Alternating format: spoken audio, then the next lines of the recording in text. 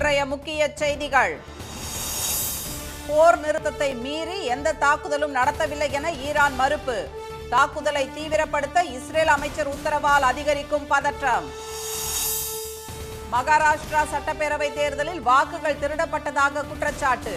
தேர்தல் ஆணையம் மௌனம் காப்பது ஏன் என்று ராகுல் காந்தி மீண்டும் கேள்வி. சமஸ்கிருத மொழி வளர்ச்சிக்கு 22 மடங்கு அதிக நிதியை அள்ளிக் கொடுத்த மத்திய அரசு. போலி பாசம் தமிழுக்கு, பணமெல்லாம் சமஸ்கிருதத்துக்கா என ஸ்டாலின் கேள்வி. பெரியார் அண்ணா குறித்த அவதூறு வீடியோ ஒளிபரப்பாவது பற்றி தெரியாது. முருக பக்தர் மாநாட்டில் அரசியல் இருக்காது என்று நம்பி பங்கேற்றதாக அதிமுக விளக்கம்.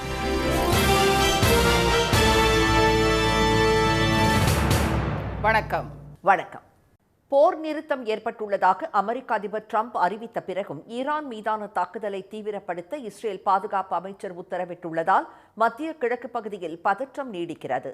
அணு ஆயுத ஒப்பந்தத்தில் ஈரான் கையெழுத்திட மறுத்ததால் கடந்த 12 நாட்களாக அந்நாட்டின் மீது இஸ்ரேல் தாக்குதல் நடத்தியது. பதிலுக்கு இஸ்ரேல் நகரங்கள் மீது ட்ரோன் மற்றும் ஏவுகணைகள் மூலம் ஈரான் தாக்கியது.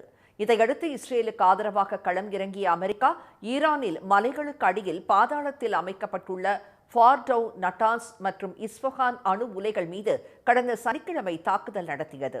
ஈரானின் முக்கிய அணு உலைகளை தகர்த்து விட்டதாக அமெரிக்கா வெற்றி முழக்கம் இட்ட நிலையில் கத்தாரில் உள்ள 10,000 துருப்புகள் கொண்ட அமெரிக்க ராணுவ தளங்கள் மீது ஈரான் கடும் தாக்குதல் நடத்தியது. இதையடுத்து கத்தார் பிரதமர் ஷேக் முகமது பின் அப்துல் ரஹ்மான் அல் அதானி உதவியுடன் போர் நிறுத்தம் குறித்து அமெரிக்க தரப்பில் முன்மொழியப்பட்டதாக பேச்சுவார்த்தையில் ஈடுபட்ட அதிகாரிகள் தெரிவித்துள்ளனர். இதைத் தொடர்ந்து இஸ்ரேல் ஈரான் இடையே போர் நிறுத்தம் ஏற்பட்டதாக அமெரிக்க அதிபர் டிரம்ப் தனது ட்ரூத் சமூக வலைதளத்தில் இன்று அறிவித்தார். போர் நிறுத்தம் அமலில் உள்ளதாகவும் இருதரப்பும் அதை மீறக்கூடாது என்றும் அவர் கேட்டுக்கொண்டார். டிரம்பின் போர் நிறுத்த அறிவிப்பை இஸ்ரேல் பிரதமர் பெஞ்சமின் நெட்டன்யாகு மற்றும் ஈரான் வெளியுறவுத்துறை அமைச்சர் அப்பாஸ் அராக்சி ஆகியோர் உறுதிப்படுத்தினர். இஸ்ரேல் தான் முதலில் தாக்குதலை தொடங்கியதாக தெரிவித்த அப்பாஸ் அராக்சி, தாக்குதலை நிறுத்தினால் பதிலடி கொடுக்கும் எண்ணம் தங்களுக்கு இல்லை என்று அவர் தெரிவித்தார். இந்நிலையில் திடீர் திருப்பமாக போர் நிறுத்த ஒப்பந்தத்தை மீறி ஈரான் தாக்குதல் நடத்தி வருவதாக இஸ்ரேல் பாதுகாப்பு அமைச்சர் காட்ஸ் கூறியுள்ளார். ஈரானுக்கு பதிலடி கொடுக்கும் வகையில் தாக்குதலை தீவிரப்படுத்துமாறு ராணுவத்துக்கு இஸ்ரேல் பாதுகாப்பு அமைச்சர் காட்ஸ் உத்தரவிட்டுள்ளார். ஆனால் போர் நிறுத்த அறிவிப்புக்கு பிறகு எந்த ஒரு தாக்குதலும் நடத்தவில்லை என்று ஈரான் மறுப்பு தெரிவித்துள்ளது. அதையும் மீறி இஸ்ரேல் தாக்குதல் நடத்தினால் போர் நிறுத்தத்திற்கு முன்பு தாக்கியது போல கடும் பதிலடியை சந்திக்க நேரிடும் என்று ஈரான் எச்சரித்துள்ளது. இதனால் டிரம்பின் போர் நிறுத்த அறிவிப்புக்கு பிறகும் மத்திய கிழக்கு பகுதியில் பதற்றம் நீடிக்கிறது. மகாராஷ்டிரா சட்டப்பேரவை தேர்தலில் வாக்குகள் திருடப்பட்டதாக குற்றம் சாட்டியுள்ள எதிர்க்கட்சித் தலைவர் திரு ராகுல் காந்தி சிசிடிவி காட்சிகள் மற்றும் டிஜிட்டல் வாக்காளர் பட்டியலை வெளியிடும்படி தேர்தல் ஆணையத்தை மீண்டும் வலியுறுத்தியுள்ளார். கடந்த ஆண்டு நடைபெற்ற மக்களவைத் தேர்தலில் காங்கிரஸ் தலைமையிலான மகா விகாஸ் அகாடி கூட்டணி அபார வெற்றி பெற்றது. ஆனால் அடுத்த 5 மாதங்களுக்கு பிறகு நடைபெற்ற சட்டப்பேரவைத் தேர்தலில் பாஜக தலைமையிலான கூட்டணி ஆட்சியை கைப்பற்றியது. மக்களவைத் தேர்தலுக்கும் சட்டப்பேரவை தேர்தலுக்கும் இடையே சுமார் 70 லட்சம் போலி வாக்காளர்கள் சேர்க்கப்பட்டதே இதற்கு காரணம் என்று எதிர்க்கட்சிகள் குற்றம் சாட்டின. எனவே மக்களவை மற்றும் சட்டப்பேரவை தேர்தல் வாக்காளர் பட்டியலில் டிஜிட்டல் வாக்காளர் பட்டியல், வாக்குச்சாவடி கண்காணிப்பு கேமரா பதிவுகளை வெளியிட வேண்டும் என்று திரு ராகுல் காந்தி தொடர்ந்து வலியுறுத்தி வருகிறார். இந்நிலையில் இன்று அவர் விடுத்துள்ள எக்ஸ் தள பதிவில் மகாராஷ்டிர முதலமைச்சர் திரு தேவேந்திர பட்னாவிஸ் போட்டியிட்ட நாக்பூர் தென்மேற்கு தொகுதியில் 5 மாதங்களில் 8%, அதாவது 29,219 புதிய வாக்காளர்கள் சேர்க்கப்பட்டுள்ளதாக தெரிவித்துள்ளார்.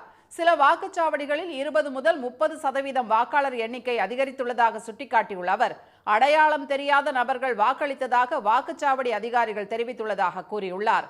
மகாராஷ்டிராவில் உரிய முகவரி இல்லாதவர்கள் கூட வாக்களித்ததை ஊடகங்கள் வெளிப்படுத்தியதாக கூறியுள்ள திரு ராகுல் காந்தி, இந்த விவகாரத்தில் தேர்தல் ஆணையம் மௌனம் காக்கிறதா அல்லது முறைகேடுகளுக்கு உடந்தையா என்று கேள்வி எழுப்பியுள்ளார். இது போன்ற முறைகேடு அங்கொன்றும் இங்கொன்றும் நடைபெறவில்லை என்றும் இது வாக்கு திருட்டு என்றும் அவர் சாடியுள்ளார். எனவேதான் டிஜிட்டல் வாக்காளர் பட்டியலையும் வாக்குச்சாவடி கண்காணிப்பு கேமரா பதிவுகளையும் வெளியிட வேண்டும் என்று வலியுறுத்தி வருவதாக திரு ராகுல் காந்தி தெரிவித்துள்ளார்.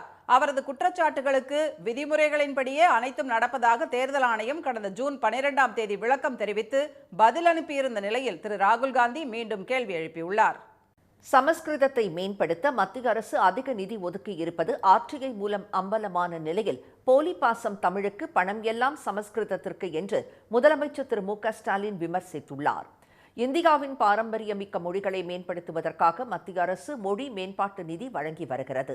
தமிழ், சமஸ்கிருதம், தெலுங்கு, கன்னடம், மலையாளம் மற்றும் ஒடியா ஆகிய செம்மொழிகள் வளர்ச்சி பணிகளுக்கு இந்த நிதி பயன்படுத்தப்படுகிறது. ஆனால் சமஸ்கிருத மொழிக்கு நிதியை அள்ளிக் கொடுக்கும் ஒன்றிய அரசு முதல் செம்மொழியான தமிழுக்கு சொற்ப தொகையையே ஒதுக்கி இருப்பது RTI எனப்படும் தகவல் உரிமைச் சட்டம் மூலம் வெளிச்சத்திற்கு வந்துள்ளது. மொழி மேம்பாட்டு நிதியில் இருந்து சமஸ்கிருதத்திற்கு மத்திய அரசு கடந்த 11 ஆண்டுகளில் 2532 கோடியே 59 லட்சம் ரூபாய் நிதி வழங்கி இருப்பதாகவும், தமிழ் மொழிக்கு 113 கோடியே 48 லட்சம் ரூபாய் மட்டுமே ஒதுக்கி இருப்பதாகவும் RTI தரவுகளில் தெரிவிக்கப்பட்டுள்ளன. சமஸ்கிருதத்திற்கு ஒதுக்கப்பட்ட நிதியை விட தமிழ் மொழிக்கு 22 மடங்கு குறைவாக ஒதுக்கப்பட்டுள்ளது. சமஸ்கிருதத்திற்கு ஒவ்வொரு ஆண்டும் சராசரியாக 230 கோடியே 24 லட்சம் ரூபாய் செலவிடப்பட்டிருக்கும் நிலையில் தமிழ், தெலுங்கு, கன்னடம், ஒடியா, மலையாளம் ஆகிய 5 செம்மொழிகளுக்கும் சேர்த்தே ஆண்டிற்கு 13 கோடியே 41 லட்சம் ரூபாய் மட்டுமே ஒதுக்கப்பட்டுள்ளது.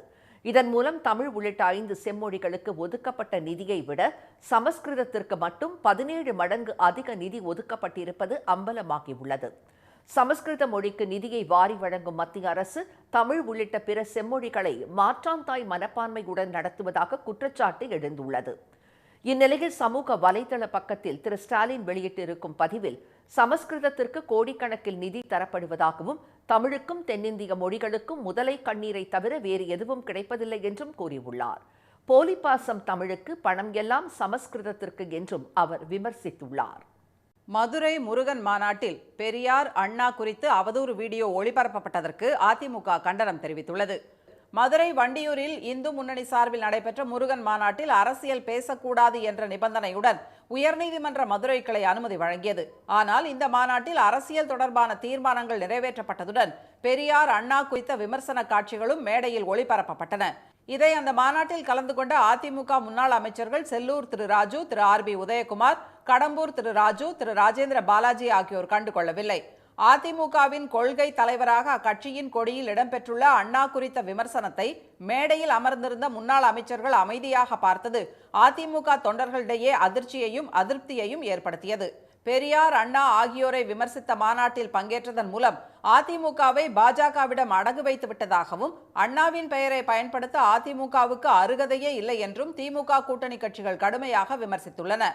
RSS நிகழ்ச்சியில் முன்னாள் அமைச்சர் திரு வேலுமணி பங்கேற்றது, முருகன் மாநாட்டில் பெரியார், அண்ணா ஆகியோர் அவமதிக்கப்பட்டது உள்ளிட்டவை அதிமுகவுக்கு பெரும் பின்னடைவை ஏற்படுத்தியுள்ள நிலையில் இதுகுறித்து வீடியோ பதிவு மூலம் விளக்கம் அளித்துள்ள அதிமுக முன்னாள் அமைச்சர் திரு RB உதயகுமார், பேரறிஞர் அண்ணாவிற்கு ஒரு இழுக்கு என்றால் அதனை எதிர்த்து குரல் கொடுக்கும் முதல் இயக்கம் அதிமுக என்று கூறினார்.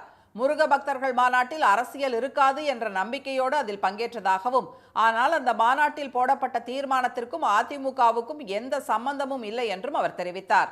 அழைப்பு கொடுத்திருக்கிறார்கள். அந்த அழைப்பை ஏற்று முருக பக்தர்கள் என்கிற அடிப்படையில் அதில் பங்கேற்றோம். அதில் அரசியல் இருக்காது என்கிற நம்பிக்கையோடு, ஆனால் அதில் ஒளிபரப்பப்பட்ட அந்த ஏவியை பொறுத்தளவில் அந்த வீடியோ ஒளிபரப்பில் பேரறிஞர் அண்ணா, தந்தை பெரியார் குறித்து அவதூறுகள் பரப்பப்பட்டுள்ளதாக இப்போது பரபரப்பாக செய்திகள் வெளியாகி, ஆகவே அந்த ஒளிபரப்பு, வீடியோ ஒளிபரப்புக்கு கடுமையான கண்டனத்தை தெரிவித்துக் கொள்கிறோம். அந்த மாநாட்டிலே ஏற்படுத்தப்பட்ட தீர்மானங்கள், அதில் உறுதிமொழிகள் அண்ணா திராவிட முன்னேற்ற கழகத்திற்கும் அதற்கும் சம்பந்தம் இல்லை. அவதூறு வீடியோ ஒளிபரப்பப்பட்ட போது தாங்கள் பின்புறத்தில் இருந்ததாகவும், ஒளிபரப்பானது தங்களுக்கு தெரியாது என்றும் திரு உதயகுமார் கூறினார். ஒளிபரப்பப்பட்ட வீடியோவுக்கு அதிமுக சார்பில் கண்டனத்தை தெரிவிப்பதாகவும் அவர் குறிப்பிட்டார். இதற்கிடையே அதிமுக மாவட்ட செயலாளர்கள் மற்றும் பொறுப்பாளர்களின் 2 நாள் ஆலோசனை கூட்டம் சென்னை ராயப்பேட்டையில் உள்ள அதிமுக தலைமை அலுவலகத்தில் இன்று தொடங்கியது. எடப்பாடி திரு பழனிசாமி தலைமையில் நடைபெற்ற முதல் நாள் கூட்டத்தில் சிவகங்கை, அரியலூர், தருமபுரி, நெல்லை, குமரி, தூத்துக்குடி உள்ளிட்ட 21 மாவட்ட நிர்வாகிகள் கலந்து கொண்டனர். 2026 நடைபெறும் சட்டமன்ற தேர்தல் பணிகளை தீவிரப்படுத்துவது தொடர்பாக அதில் ஆலோசனை நடத்தப்பட்டதாக செய்திகள் வெளியாகியுள்ளன. கர்நாடகாவின் KRS அணை நிரம்பியதால் காவிரியில் திறக்கப்படும் தண்ணீரின் அளவு 30,000 கனஅடியாக அதிகரித்துள்ளது.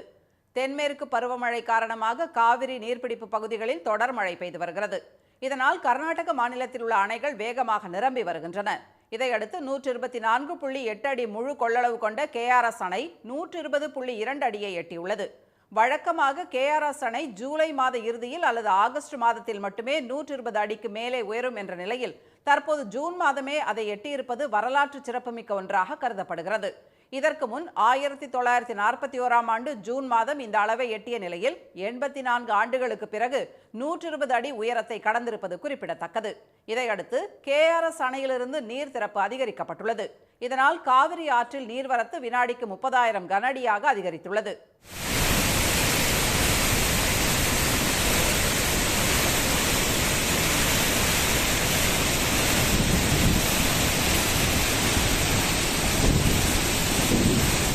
இதையடுத்து தமிழ்நாட்டுக்கு வரும் நீரின் அளவும் அதிகரிக்கும் என்பதால் காவிரி ஆற்றின் கரையோரம் வசிக்கும் மக்களுக்கு வெள்ள அபாய எச்சரிக்கை விடுக்கப்பட்டுள்ளது.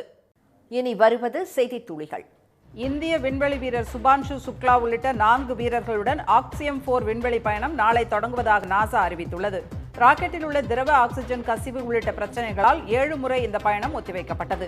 இந்நிலையில் புளோரிடாவில் உள்ள கெனடி விண்வெளி மையத்திலிருந்து ஸ்பேஸ் எக்ஸின் ஃபால்கன் 9 ராக்கெட்டில் ஆக்சியம் 4 குழு இந்திய நேரப்படி நாளை நண்பகல் 12:10 மணிக்கு சர்வதேச விண்வெளி நிலையம் செல்கின்றனர். இஸ்ரோ விஞ்ஞானி சுபான்ஷு சுக்லா இந்தியாவிலிருந்து சர்வதேச விண்வெளி நிலையத்திற்கு செல்லும் முதல் இந்திய விண்வெளி வீரர் என்பதால் இந்த பயணத்தின் மீதான மக்களின் எதிர்பார்ப்பு அதிகரித்துள்ளது. தமிழ்நாட்டில் 50 ஆரம்ப சுகாதார நிலையங்களில் டயாலிசிஸ் மையங்களை நிறுவ அனுமதி அளித்த அரசாணை வெளியிடப்பட்டுள்ளது. தமிழ்நாட்டில் உள்ள அரசு மருத்துவக் கல்லூரி மருத்துவமனை மற்றும் மாவட்ட அரசு மருத்துவமனைகளில் டயாலிசிஸ் சிகிச்சை அளிக்கப்பட்டு வரும் நிலையில் முதல் முறையாக கிராமங்களில் உள்ள 50 மேம்படுத்தப்பட்ட அரசு ஆரம்ப சுகாதார நிலையங்களில் தனியார் மற்றும் தன்னார்வலர்கள் பங்களிப்புடன் டயாலிசிஸ் சிகிச்சை வசதி ஏற்படுத்தப்படுகிறது. போதைப் பொருள் வழக்கில் அதிமுக ஐடி விங் முன்னாள் மாநில நிர்வாகி பிரசாத்தை காவலில் எடுத்து விசாரிக்க போலீசார் திட்டமிட்டுள்ளனர். பிரசாத் உதவியுடன் நடிகர் ஸ்ரீகாந்த் கொகைன் போதைப் பொருள் பயன்படுத்தியது மருத்துவ பரிசோதனை மூலம் உறுதியானதை அடுத்து அவர் 8 மணி நேர விசாரணைக்கு பிறகு சிறையில் அடைக்கப்பட்டுள்ளார். இந்த நிலையில் ஏற்கனவே போதைப் பொருள் கடத்தல் உள்ளிட்ட 6 வழக்குகளில் கைதாகி குண்டர் சட்டத்தில் சிறையில் உள்ள பிரசாத்தை காவலில் எடுத்து விசாரிக்க முடிவு செய்யப்பட்டுள்ளது.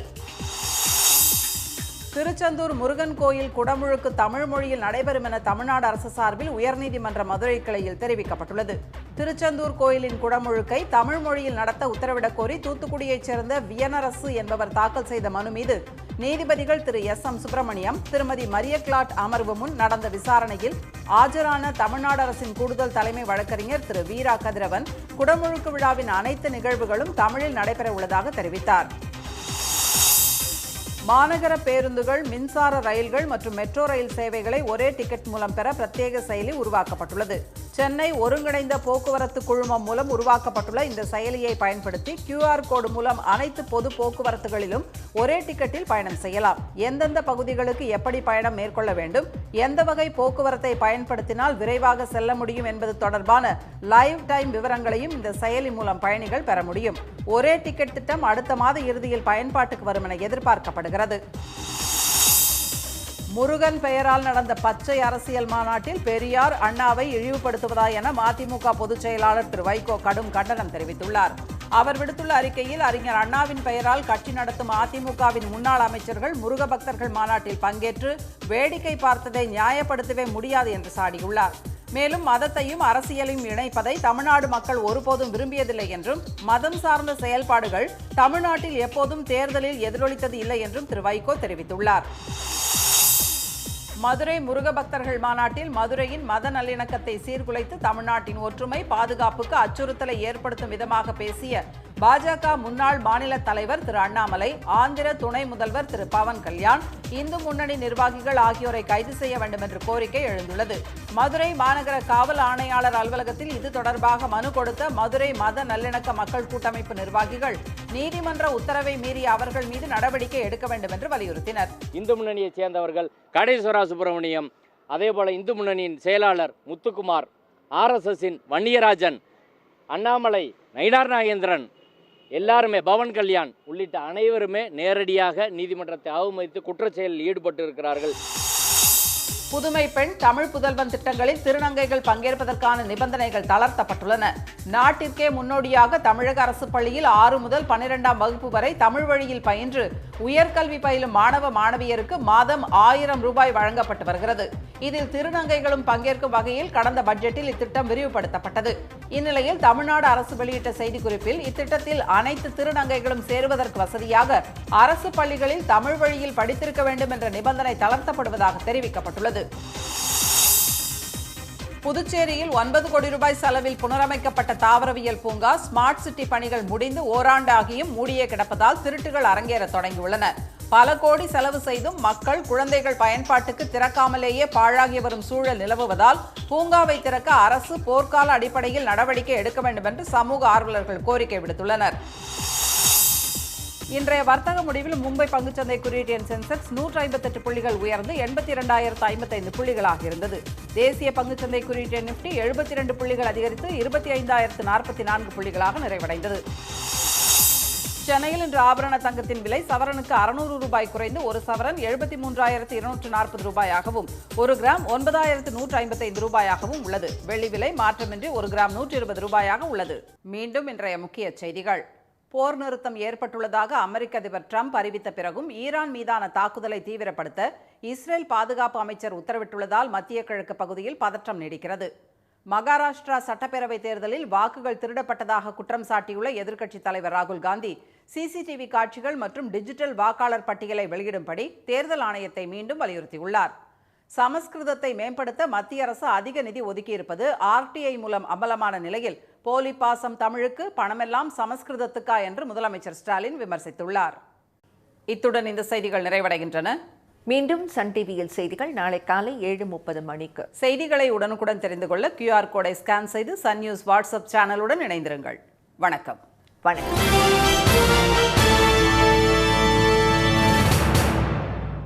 உடனுக்குடன் செய்திகளை தெரிந்து கொள்ள சன் நியூஸ் பெல் ஐகானை கிளிக் பண்ணுங்க.